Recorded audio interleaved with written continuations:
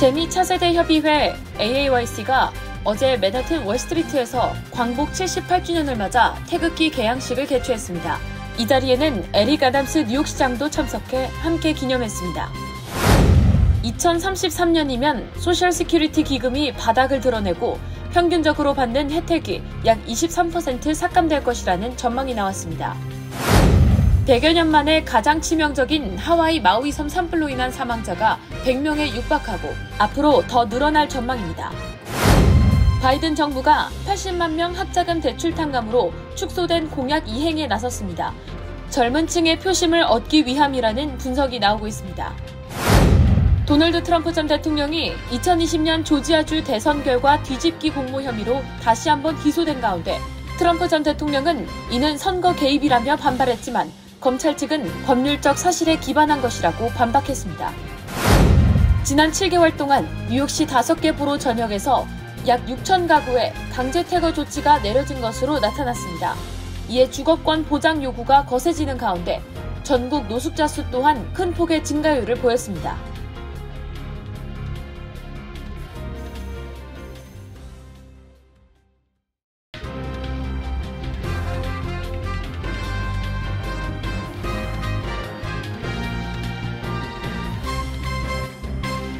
여러분 안녕하십니까? KBTV 뉴스9 이정원입니다. 뉴욕시 맨하튼 월스트리트에서 광복 78주년 태극기 개양식이 개최됐습니다. 재미 차세대 협의회 AAYC가 주최한 어제 태극기 개양식에 에릭 애덤 뉴욕시장이 참석해 광복절을 함께 기념했습니다. 현장에 김은지 기자가 다녀왔습니다. 재미 차세대 협의회 AAYC는 어제 오후 3시 30분경 광복 78주년을 맞아 세계 금융의 중심가인 뉴욕 월스트리트를 상징하는 돌진하는 황소상 앞에서 태극기 개양식을 개최했습니다.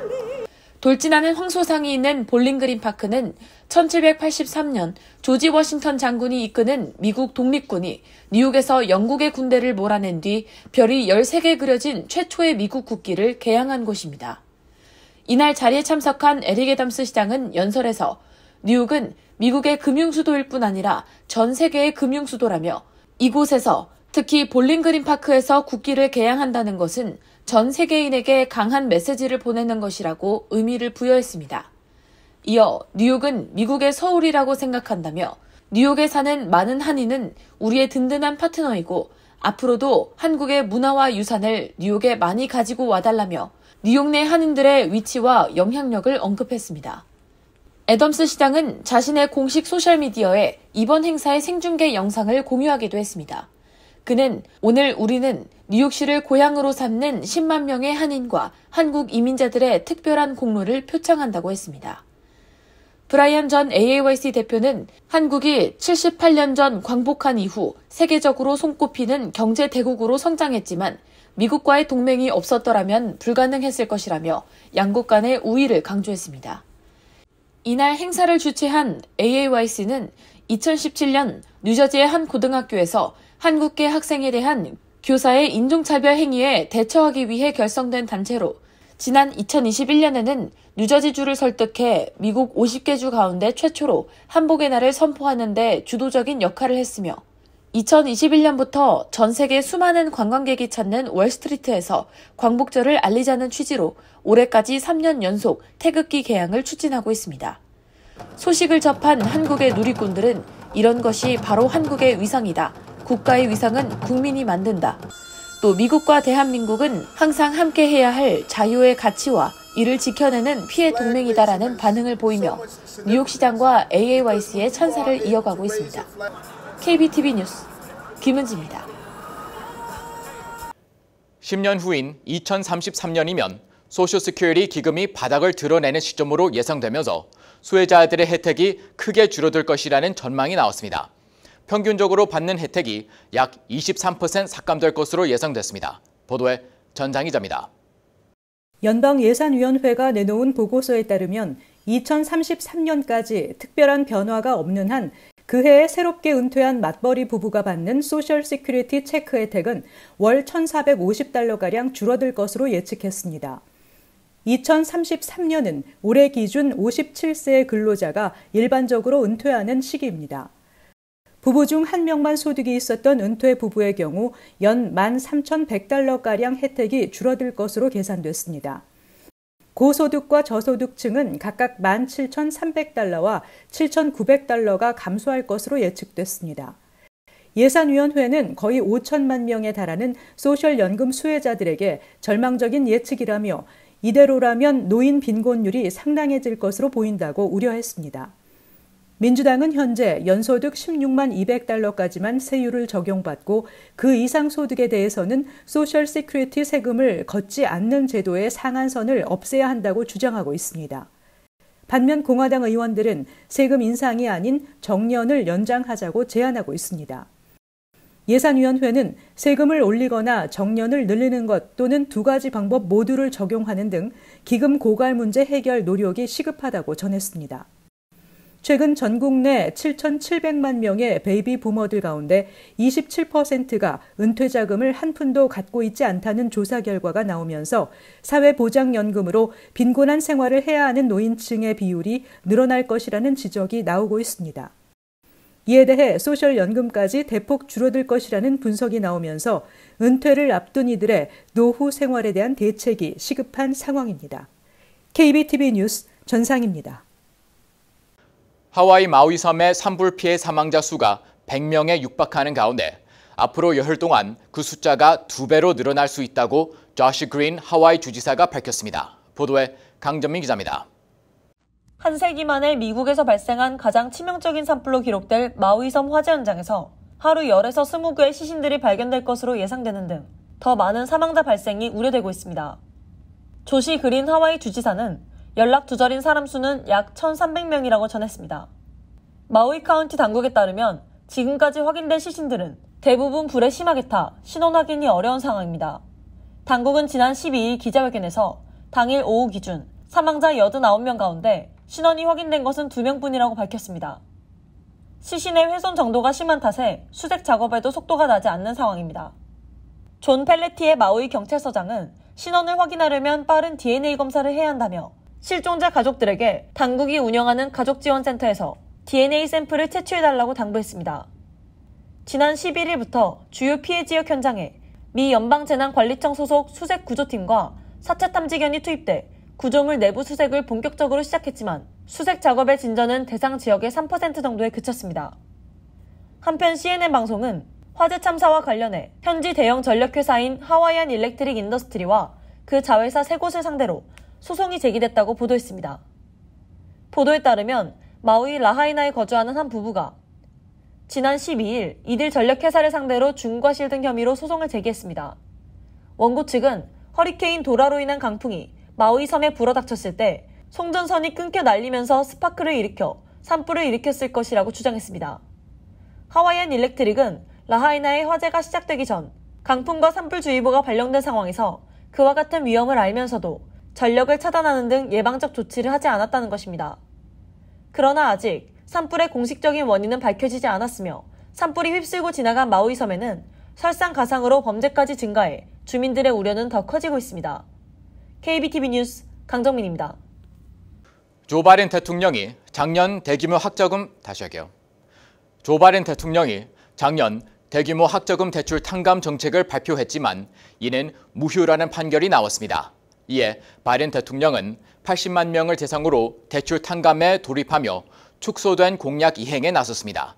대선을 앞두고 젊은 층의 표심을 얻기 위한 계획이라는 분석이 나오고 있습니다. 보도에 김은지 기자입니다. 지난해 11월 중간선거를 앞두고 조 바이든 대통령은 대규모 학자금 대출 탕감 정책을 발표하며 표심 잡기에 나선 바 있습니다. 하지만 연방대법원이 제동을 걸며 시행이 불가능해지면서 혼선과 비판에 직면했습니다. 이런 상황에서 바이든 정부가 80만 명을 대상으로 대학 학자금 대출 탕감에 돌입하며 규모를 축소한 공약 이행에 나섰습니다. 어제부터 연방 학자금 대출을 받은 국민 중 대상자들은 학자금을 대출받은 기관으로부터 대출이 탕감됐다는 이메일을 받기 시작한 것으로 조사됐습니다. 이에 학자금 대출 탕감 대상 80만여 명이 수주일 내로 탕감 안내를 받아볼 수 있을 예정입니다. 예상되는 탕감 대상자 80만 명 가운데 61만 4천 명은 남아있는 대출 전액을 탕감받을 것으로 보이며 나머지 19만여 대상자들은 대출 일부에 대해서만 탕감을 받을 것으로 전망됩니다. 바이든 정부는 이른바 소득 중심 상환 계획에 참여한 국민, 즉 20년 또는 25년간 대출을 갚아왔을 경우 남아있는 대출에 대해 정부가 탕감해준다는 방침입니다. 바이든 대통령은 작년 11월 중간선거를 앞두고 최대 4,300만 명을 대상으로 1인당 최고 2만 달러까지 학자금 관련 대출을 탕감해주는 내용을 골자로 하는 정책을 발표했지만 연방대법원은 지난 6월 정부는 학자금 대출을 탕감해줄 권한이 없다며 무효화하는 판결을 내렸습니다. 이에 바이든 정부는 공약 이행을 위해 80만 명 대상의 학자금 대출 탕감 내용을 담은 후속 대책을 발표하고 나섰습니다. 여전히 보수파는 시행을 중단하라고 요구하며 소송을 제기했지만 소송이 기각됐습니다. 2024년 대선을 앞두고 바이든 대통령이 젊은 층 표심 잡기를 위해 이같이 대대적인 학자금 대출 탕감 정책을 펼친 것이라는 분석입니다. KBTV 뉴스 김은지입니다. 도널드 트럼프 전 대통령이 2020년 대선에서 조자주 투표 결과를 뒤집으려 압력을 행사한 혐의로 또 기소된 가운데 트럼프 전 대통령은 이는 날조이며 선거에 영향을 미치려는 마녀 사냥이라고 크게 반발했습니다. 검찰은 법률적 사실에 기반한 결정이라고 즉각 반박했습니다. 전상 기자의 보도입니다. 윌리스 검사장이 이끄는 풀턴 카운티 검찰은 대배심을 거쳐 트럼프 전 대통령 등 19명을 2020년 조지아주 대선 뒤집기 공모 등 혐의로 재판에 넘겼습니다. 이에 트럼프 전 대통령 측은 윌리스 검사장이 정치적 기소에 나섰다고 주장하고 나섰습니다. 트럼프 전 대통령 선거 캠프는 성명에서 엘빈 브래그 뉴욕 맨하탄 지검장, 미친 잭 스미스 특별검사, 레티티아 뉴욕주 법무장관과 마찬가지로 급진적 민주당인 파니 윌리스 풀턴 카운티 검사장은 가짜 공소장으로 트럼프 전 대통령을 기소해 선거운동을 하고 자금을 모으고 있다고 비난했습니다. 캠프는 검찰은 2년 반 전에도 기소할 수 있었지만 선거 개입을 위해 트럼프 전 대통령의 성공적인 선거운동 한가운데 하는 것을 선택했다며 민주당 지도자들의 이러한 활동은 민주주의에 중대한 위협을 만들어내며 국민들의 정당한 선택권을 박탈하려는 직접적인 시도라고 비판했습니다. 검찰은 트럼프 전 대통령 등이 2020년 대선 당시 조지아주에서 조 바이든 대통령이 승리했음에도 이를 뒤집으려고 시도한 것으로 보고 있습니다. 트럼프 전 대통령에게는 총 13개의 혐의를 적용했습니다. 구체적으로 부패 범죄 관련법 위반, 공무원 선서 위반 교사, 공무원 사칭 공모, 1급 위조 공모, 허위 서류 제출 공모 등 혐의입니다.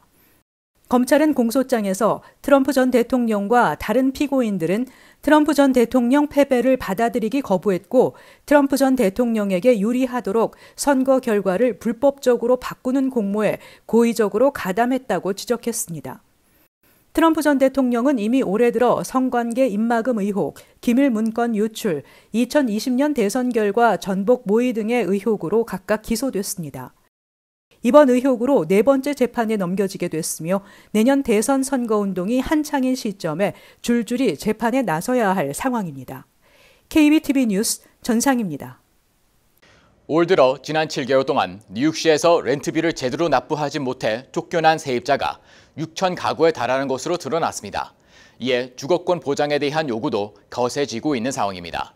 이런 가운데 미 전국 노숙자 수는 관련 통계가 집계된 이래 가장 큰 폭의 증가율을 보였습니다. 자세한 내용 김은지 기자가 전해드립니다. 뉴욕시가 발표한 통계에 따르면 올 들어 7월까지 5개 보로 전역에서 총 5,890건의 강제 퇴거가 이뤄진 것으로 집계됐습니다. 이는 작년 동기 대비 259%가 증가한 것으로 1,640건에서 5,890건으로 3배 이상 늘어난 것입니다. 뉴욕시 자료에 따르면 특히 6월 한 달간 1,240건을 기록하며 가장 많은 퇴거 조치가 이루어졌습니다. 5개 보로로 나눠 살펴보면 브루클린에서 지난 7개월간 1,905건의 퇴거 조치가 이루어지며 2,000건에 육박했고 브롱스에서는 1,763건을 기록하며 2위, 맨해튼이 1,114건을 기록하며 세입자 퇴출 3위를 기록했습니다. 퀸즈는 808건, 스태튼 아일랜드는 300건으로 나타났습니다. 특히 코로나19 팬데믹 종료로 인해 세입자 강제퇴거 유예 조치가 종료된 작년 1월 15일부터 올 7월까지 19개월 동안 뉴욕시에서는 총 9,984건의 퇴거가 이뤄지며 약 10,000여 가구가 쫓겨났습니다. 이에 시민단체들은 뉴욕 시민들의 주거권 확립이 필요하다며 세입자 보호 조치에 시정부가 적극 나서야 한다고 촉구하고 있습니다. 또 세입자 강제 퇴거를 막기 위해 집주인들이 세입자를 퇴거시킬 수밖에 없는 타당한 사유를 직접 입증토록 하는 법안 역시 추진 중입니다. 특히 뉴욕주 전체에서 렌트비를 내지 못하고 있는 세입자의 약 70%가 뉴욕시에 거주 중인 것으로 드러나 뉴욕 시민들의 주거난이 심각한 상황입니다. 한편 미 전국 노숙자 수는 지난해에 비해 11% 증가한 것으로 집계됐는데 이는 미국 정부가 노숙자 관련 통계를 작성하기 시작한 2007년 이후 가장 높은 증가율입니다. 전국적인 노숙자 급증의 배경으로는 주거 비용 폭등이 지목됐습니다. KBTV 뉴스 김은지입니다. 뉴욕시 의회는 불법 마리화나 판매점에 렌트를 준 건물주에게 벌금을 부과하는 조례안이 통과돼 발효됐다고 발표했습니다. 새로운 조례에 따라 라이센스 없이 불법으로 마리화나를 팔고 있는 매장을 발견한 단속기관은 판매를 중단하도록 요구하는 서면 통지를 건물주에게 보낼 권한이 있습니다. 경고 조치가 이루어진 뒤 후속 조사에서도 계속해서 불법 마리화나가 판매되고 있다고 판단되면 처음에는 $5,000, 그 이후에는 위반 시마다 $10,000의 벌금을 건물주에게 부과합니다. 이미 불법 마리화나 판매점이 위치한 곳이라면 건물주는 적어도 퇴거 조치를 시도해야 합니다. 이 조례에 따라 앞으로 뉴욕시는 불법 마리화나 판매 단속 집행에 대한 분기별 보고서를 시의회에 제출해야 합니다. 현재 뉴욕시에는 약 8,000개의 불법 마리화나 판매점이 있는 것으로 추정됩니다. 정부가 소수 인종 입시 우대 정책에 대한 대법원의 위헌 결정을 존중하면서도 인종 다양성을 확보할 것을 각 대학에 촉구했다고 언론들이 보도했습니다. 조 바이든 행정부는 대학들의 인종 다양성 확보 방안과 관련한 로드맵과 질의응답 등 지침이 담긴 교육부 및 법무부 공동명의 서한을 발송했습니다. 행정부는 서한에서 대학들이 모집 절차를 통해 지원자 풀을 확대하고 다양성과 포용성을 증진하는 동아리 등 프로그램으로 대표성이 낮은 학생들을 유치하는 데 있어 여전히 자율성을 갖고 있다고 강조했습니다. 대학들이 인종은 물론 출신 지역, 재정적 배경, 부모의 교육 수준 등을 고려한 다양한 집단을 입학시킬 수 있는 각종 프로그램을 새로 설립하거나 유지하도록 촉구했습니다. 농무부는 최근 뉴저지주 트렌턴에 있는 할랄 이슬람교 식품 제조 회사인 ENA 정육 가공 회사가 만든 소고기와 양고기 정육 식품이 정상적인 농무부 검사 과정을 거치지 않았기에 총 6만 파운드 분량의 식품을 리콜한다고 발표했습니다. 리콜되는 식품은 내장과 다리 부분, 양고기 다리 부분으로 만든 날고기 식품으로 농무부는 리콜 명령을 내리면서 이들 정육 제품들이 이미 뉴저지주와 함께 인근 뉴욕주의 각 지역 슈퍼마켓에서 일반 소비자들에게 팔려 나갔기에 주의해 줄 것을 요청했습니다. 슈퍼마켓 등은 해당 식품을 판매하면 안 되고 소비자들은 냉장고에 저장하고 있을 경우 버리거나 또는 식품을 구입한 슈퍼마켓에 반품해야 합니다. 신용평가 회사인 무디스에 따르면 높은 인플레이션으로 소비자들이 7월 동일한 상품과 서비스를 구매하기 위해 2년 전보다 $709를 추가로 지출한 것으로 나타났습니다. 지난해 같은 기간과 비교하면 월 $202 더 높은 수준입니다. 무디스가 발표한 가계 지출 수치는 대부분 경제학자들이 최근 내놓은 긍정적인 경제 전망과 소비자들의 현실적인 재정 상태와 큰 격차가 있음을 시사합니다. 잔디 수석 이코노미스트는 제품 가격은 더 비싸졌고 수입은 따라가지 못하며 실질 소득은 2019년 말 수준에 머물고 있는 상태라고 말했습니다.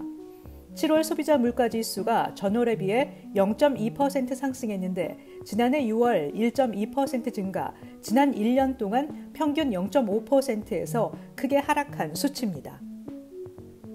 잠시 후 커뮤니티 브리핑을 전해드립니다.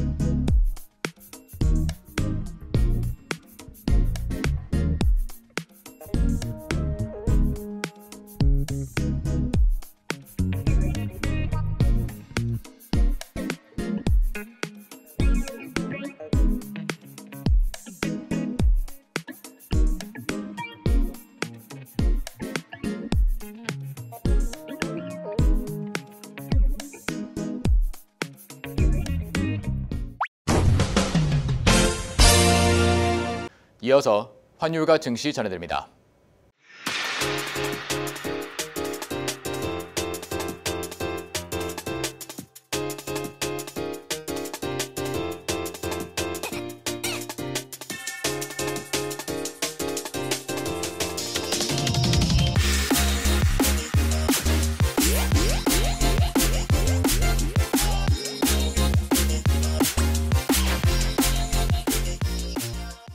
잠시 후 뉴욕과 뉴저지 날씨 전해드립니다.